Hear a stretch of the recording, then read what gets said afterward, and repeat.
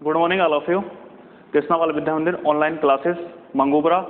आज हम आपको रसायन विज्ञान में चैप्टर नंबर 4 रासायनिक अवबंधन तथा आणविक संरचना भाग 2 में सिग्मा तथा पाई बंध पढ़ाएंगे। सिग्मा बंध,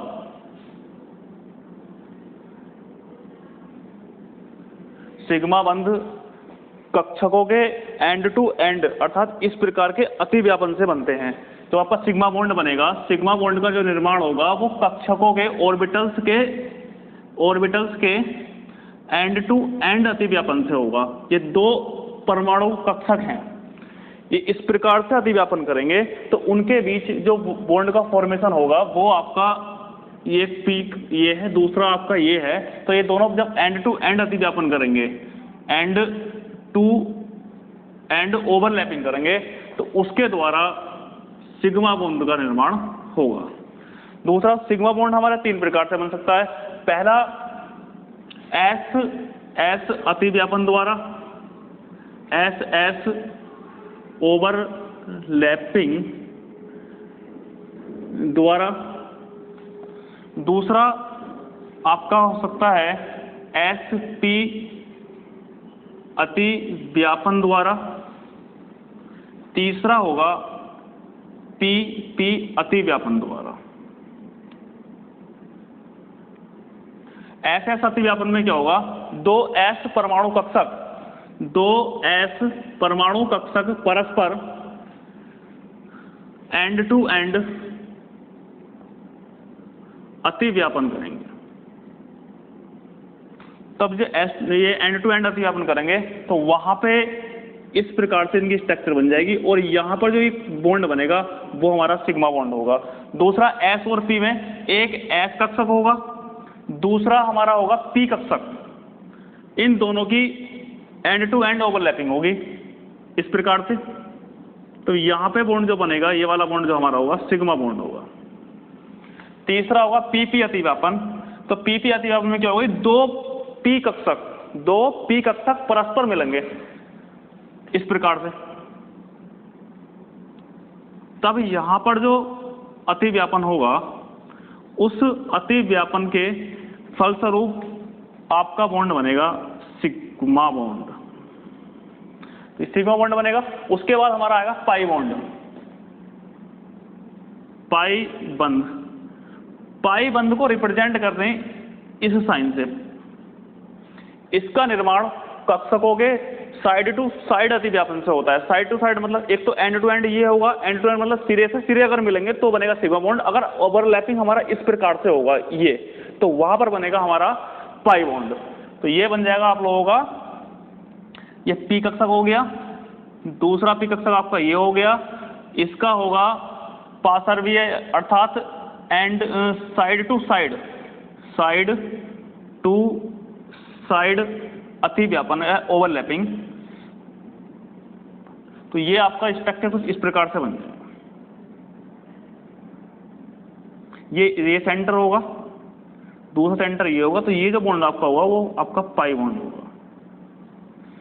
उसके बाद अगर हम इनमें अंतर की बात करें तो सिग्मा और पाई बॉन्ड में जो अंतर होता है, सिग्मा और पाई बॉन्ड में जो अंतर है, तो इसमें 4 अंतर हमें देखने होते हैं। एक तरफ हम सिग्मा ले लेंगे, दूसरी तरफ पाई ले लेंगे। एक तरफ सिग्मा बॉन्ड आ जाएगा, सिग्मा बॉन्ड, दूसरी तरफ आपका पाई बॉन्ड आ जाएगा। इसमें अगर अंतर की बात करें तो पहला अंतर, इसका जो निर्माण होता है वो एंड टू एंड अतिव्यापन के फलस्वरूप होता है। अतिव्यापन के फल स्वरूप सिग्मा बॉन्ड का निर्माण होता है। अगर आपका अतिव्यापन साइड टू साइड होगा तब वहां पर पाई बॉन्ड का फॉर्मेशन होगा। अर्थात जब परमाणु कक्षक आपके इस प्रकार से मिलेंगे तो वहां पर पाई बॉन्ड, और इस प्रकार से मिलेंगे तो सिग्मा बॉन्ड। दूसरा पॉइंट जो होगा, सिग्मा बॉन्ड जो होता है, सिग्मा बॉन्ड आपका स्ट्रॉन्ग होता है किसकी तुलना में, पाई बॉन्ड की तुलना में। पाई बॉन्ड की तुलना में सिग्मा बॉन्ड स्ट्रॉन्ग होता है। पाई बॉन्ड आपका पाई बंध कमजोर होता है। सिग्मा बॉन्ड का निर्माण, सिग्मा बॉन्ड का निर्माण 3 प्रकार से होगा। एक SS अतिव्यापन, दूसरा होगा आपका SP अतिव्यापन, और चौथा आपका होगा तीसरा आपका होगा PP अतिव्यापन। और जो आपका पाई बॉन्ड होता है वो केवल एक प्रकार के अतिव्यापन से बनता है, केवल एक प्रकार के अतिव्यापन से पाई बॉन्ड का निर्माण होता है।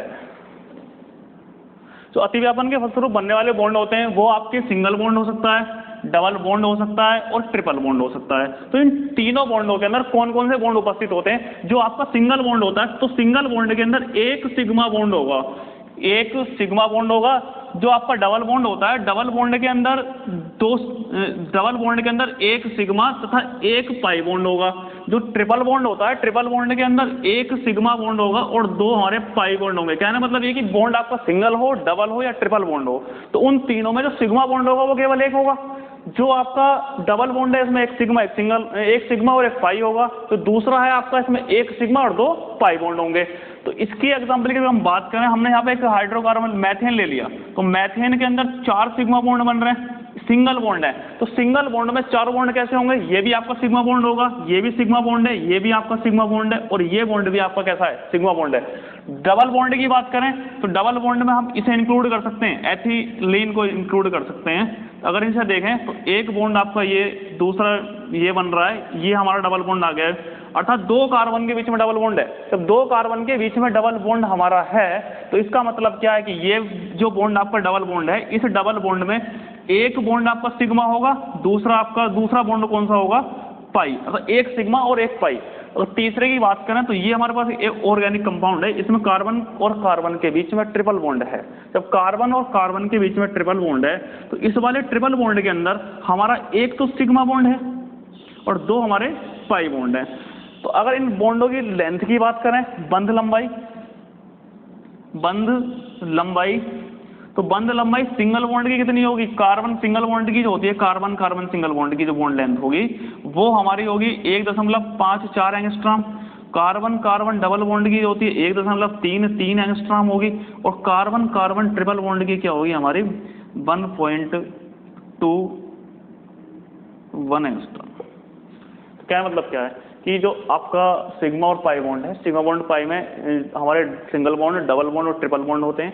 सिंगल बॉन्ड में एक सिग्मा और एक पाई होगा, डबल बॉन्ड के अंदर एक सिग्मा एक पाई है, ट्रिपल बॉन्ड के अंदर एक सिग्मा 2 पाई है। मैथेन की बात करें, यहाँ पे सारे सिंगल बॉन्ड है तो सारे टोटल बॉन्ड कितने? सिग्मा। दूसरा कौन सा है हमारा यहाँ पे? ये एसिटिलीन है, इसमें एक डबल बॉन्ड है, डबल बॉन्ड का मतलब कि एक सिग्मा और एक पाई है। इसमें ट्रिपल बॉन्ड है, इसमें एक सिग्मा और 2 पाई है। अगर हम कार्बन कार्बन सिंगल बॉन्ड की बात करें, इसकी लेंथ 1.4 एंगस्ट्रॉम होगी। कार्बन कार्बन डबल बॉन्ड की बात करें 1.33 एंगस्ट्रॉम होती है। और कार्बन कार्बन ट्रिपल बॉन्ड की लेंथ होती है वो हमारी होती है 1.21 एंगस्ट्रॉम। अब अगला टॉपिक है हमारा अनुनाद। अनुनाद क्या होता है? अगर हम किसी कंपाउंड की बात करें, हमने एक कंपाउंड ले लिया, ये हमारे पास O3 है। कंपाउंड क्या हमारे पास? ये O3 कंपाउंड है। इस O3 कंपाउंड की अगर संरचना की बात करें तो इसकी संरचना हमारी इस प्रकार से बन सकती है। एक हमारी ये हो सकती है, दूसरी एक स्ट्रक्चर हमारी ये बन सकती है। इसमें जो ऑक्सीजन होता है, ऑक्सीजन के संयोजी कोष में इलेक्ट्रॉन की संख्या होती है वो 6 होती है। इसकी संयोजकता कितनी होती है? 2 होती है। यहाँ पे अगर हम बात करें 2, 2, 4, 2, 6 और एक हमारा नेगेटिव चार्ज रहेगा यहाँ पे। यहाँ पे इलेक्ट्रॉन की संख्या कितनी होगी हमारी? 4।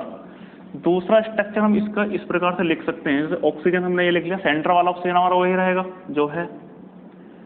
इधर वाले ऑक्सीजन को इस प्रकार से लिख सकते हैं, इस वाले को हम इस प्रकार से लिख सकते हैं। इसमें हम इलेक्ट्रॉन लिखेंगे 6, नेगेटिव चार्ज रहेगा। यहाँ पर हम लिखेंगे ये इलेक्ट्रॉन्स। तो कहने का मतलब क्या है कि अगर किसी कंपाउंड के अंदर उसकी संरचना 2 या 2 से अधिक प्रकार से बनाई जा सकती है तो इस प्रकार के जो संरचनाएं होती हैं उन संरचनाओं को बोलते हैं अनुनादित संरचनाएं और इस घटना को बोलते हैं अनुनाद। जैसे हम ओजोन में बता रहे हैं, इसकी पहली स्ट्रक्चर हमारी ये हो सकती है, दूसरी स्ट्रक्चर हमारी ये हो सकती है। अगर हम SO2 की बात करें तो SO2 की स्ट्रक्चर हम 2 प्रकार से बना सकते हैं। अगर ये सल्फर हमने ये ले लिया तो एक ऑक्सीजन हमारी ये हो सकती है, दूसरी ऑप्शन हमारी ये हो सकती है, एक स्ट्रक्चर इसकी हम ये बना सकते हैं फर्स्ट, और सेकंड स्ट्रक्चर हम इसकी ये बना सकते हैं। तो जब किसी यौगिक के दो या दो से अधिक संरचना सूत्र संभव हो, तो संरचना सूत्र संभव हो तो उन सूत्रों को हम बोलते हैं अनुनादी सूत्र, और इस घटना को बोलते हैं अनुनाद। इस घटना को क्या बोलते हैं? इसे अनुनाद बोलते हैं। बंध कोटि किसी परमाणु युग्म के मध्य, किसी परमाणु युग्म के मध्य उपस्थित सहसंयोजक बंधों की संख्या, उसकी बंध कोटि कहलाती है। जैसे हम H2 की बात करें तो H2 की संरचना कुछ इस प्रकार से होती है, H सिंगल बॉन्ड H, तो इसकी जो बंध कोटि होगी वो होगी 1। दूसरा अगर हम बात करें O2 की, तो O2 की संरचना कुछ इस प्रकार से हो जाती है, तो इसकी बंध कोटि कितनी हो जाएगी? बंध कोटि इसकी हो जाएगी 2। क्यों? क्योंकि किसी परमाणु युग्म के मध्य उपस्थित सहसंयोजक बंध की संख्या क्या कहलाती है? बंध कोटि कहलाती है। तीसरा हमारा हो सकता है N2 ले सकते हैं हम, तो N2 में क्या होगा? नाइट्रोजन होगा। नाइट्रोजन की स्ट्रक्चर इस प्रकार से होती है, तो इसकी बंध कोटि कितनी हो जाएगी? इसकी बंध कोटि होगी 3। सपोज दैट, मान लो हमारे पास एलिमेंट्स दे रखे हैं, कोई अणु दे रखा है, जैसे H2 दे दिया, N2 दे दिया, या फिर मान लो C2 दे रखा है, या F2 दे दिया, या O2 दे दिया। इसकी बंध कोटि हमें ज्ञात करनी है। तो इसकी बंध कोटि ज्ञात करने के लिए हम क्या करेंगे? एक टेबल में आपको एक टेबल बना रहा हूँ, उस टेबल को ध्यान से देखो। इस टेबल में क्या है, हम सबसे पहले ऊपर लिख लेंगे 2 का टेबल, 2, 4, 6,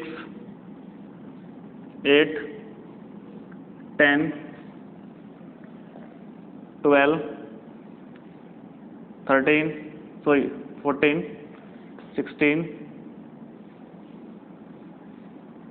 18 और 20। उसके जस्ट नीचे लिखेंगे 10, 10, 12, 32, 10, 10, 10, 12, 32, 10 लिखेंगे। जो ऊपर वाली संख्या है, ये ऊपर वाली संख्या रिप्रेजेंट करेगी अणु में इलेक्ट्रॉन की संख्या। अणु में इलेक्ट्रॉन की संख्या को रिप्रेजेंट करेगी। तो नीचे वाली होगी वो उसकी बंध कोटि होगी। इस टेबल का यूज कैसे करना है वो देख लीजिए। अगर हम H2 की बात करें तो H2 में total number of electron, total number of electron की अगर हम बात करें तो इसमें कितने, एक हाइड्रोजन के पास एक इलेक्ट्रॉन होता है, तो 2 हाइड्रोजन के पास कितने इलेक्ट्रॉन हो जाएंगे? 2। तो 2 का मतलब क्या है? अगर ये इलेक्ट्रॉन हमारे पास 2 हैं, तो जो ऊपरी टेबल दे रखी है इसमें अणु में इलेक्ट्रॉन संख्या कितनी, 2 दे रखी है, तो इसकी बॉन्ड ऑर्डर कितनी जाएगी? बंध कोटि कितनी जाएगी इसकी? बंध कोटि इसकी होगी कितनी? 1। अगर हम N2 की बात करें तो N2 में क्या हो सकता है? N2 में अगर एक नाइट्रोजन के पास नंबर ऑफ इलेक्ट्रॉन 7 हैं, तो 2 के पास कितने होंगे? 14। तो 14 मतलब क्या है? 3। तो इसकी बंध कोटि कितनी हो जाएगी? 3। C2, एक कार्बन के पास कितने इलेक्ट्रॉन होते हैं? एक कार्बन के पास 6 इलेक्ट्रॉन होते हैं, तो 2 के पास कितने हो गए? 12। तो 12 का मतलब क्या हो गया? इसकी बंध कोटि कितनी होगी? 2। O2 की बात करें, एक ऑक्सीजन के पास कितने इलेक्ट्रॉन होते हैं? 8। 8 का डबल कितना हो गया? 16। 16 की बंध कोटि कितनी टेबल में दे रखी है हमारे पास? कितनी दे रखी है? 2।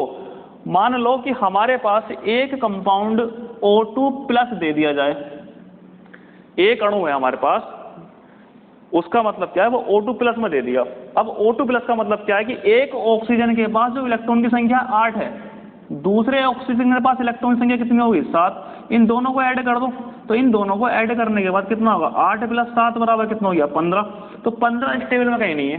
जब 15 इस टेबल में नहीं है तो हम क्या करेंगे कि जो संख्या इन दोनों की आ रही है, मतलब जो 15 जिन संख्याओं के बीच में आ रहा है, 14 और 16 के बीच में आ रहा है, अगर ये 14 और 16 के बीच में आ रहा है तो इन दोनों को जोड़ देंगे, 3 और 2 को जोड़ लेंगे, तो यहां बन जाएगा 3 + 2। मतलब जो हमारा ये टेबल दे रखा है, इस टेबल में 15 नहीं है, तो 15 का मतलब क्या है? 15 आएगा हमारा 14 और 16 के बीच में आएगा। तो हम क्या करेंगे 14 वाले और 16 वाले दोनों इलेक्ट्रॉन्स को हम क्या कर लेंगे, दोनों के बॉन्ड ऑर्डर को जोड़ के आधा कर देंगे। तो इसका हम आधा करेंगे तो कितना हो जाएगा 3 और 2 5 बटे 2। तो इसकी बॉन्ड क्वांटिटी कितनी आएगी 2.5 2.5। मान लो हमारे पास एक कंपाउंड दे दिया O2 माइनस दे दिया, तो O2 माइनस का मतलब क्या है, एक ऑक्सीजन के पास इलेक्ट्रॉन की संख्या कितनी हो जाएगी 8। दूसरे में क्या करा नेगेटिव चार्ज आ गया, तो नेगेटिव चार्ज का मतलब होता है कि इलेक्ट्रॉन को अपनी ओर मतलब इलेक्ट्रॉन उस पर एक अतिरिक्त इलेक्ट्रॉन उपस्थित हो गया। तो 8 प्लस 1 कितना हो गया 9। तो 8 और प्लस 9 को जोड़ो लो कितना हो गया 17। अब 17 इसमें नहीं है तो क्या करेंगे हम, जो 16 का बॉन्ड ऑर्डर है वो और 18 का बॉन्ड ऑर्डर दोनों जोड़ लेंगे। तो 2 प्लस 1 इसका कर देंगे आधा, तो 2 प्लस 1 3 बटे 2 बराबर कितना गया 1.5। तो इसका बॉन्ड ऑर्डर कितना हो जाएगा 1.5 हो जाएगा, इसका बॉन्ड ऑर्डर कितना हो जाएगा 1.5 हो जाएगा। अब इसके आधार पर हम क्या करेंगे, इसके आधार पर कुछ क्वेश्चन सोल्व कर लेते हैं। जैसे दे रखा है कि निम्नलिखित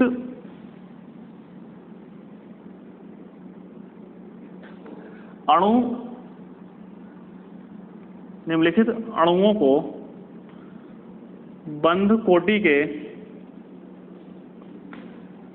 बढ़ते क्रम में लिखिए।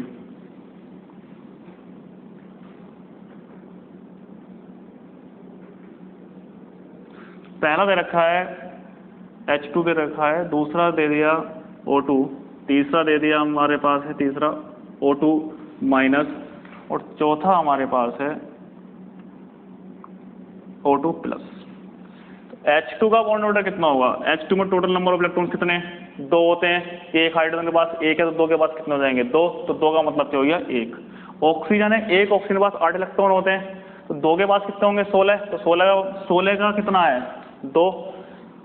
O2 नेगेटिव है, O2 नेगेटिव मतलब क्या है कि एक ऑक्सीजन के पास 8 इलेक्ट्रॉन है, दूसरे के पास 9 इलेक्ट्रॉन है। टोटल इलेक्ट्रॉन कितने हो गए हमारे पास 17 हो गए। 17 एक टेबल में नहीं है तो क्या करेंगे, इन दोनों को ऐड कर लो, 2 प्लस 1 कितना हो जाएगा 3, इसका आधा कर दो तो इसका आंसर हो जाएगा 3 का आधा 1.5। अब हम बात करते हैं इसकी O2 प्लस की। O2 प्लस दे रखा, तो O2 प्लस का मतलब क्या है कि टोटल इलेक्ट्रॉन कितने, एक ऑक्सीजन के पास क्या है, एक ऑक्सीजन के पास इलेक्ट्रॉन संख्या कितनी होती है 8।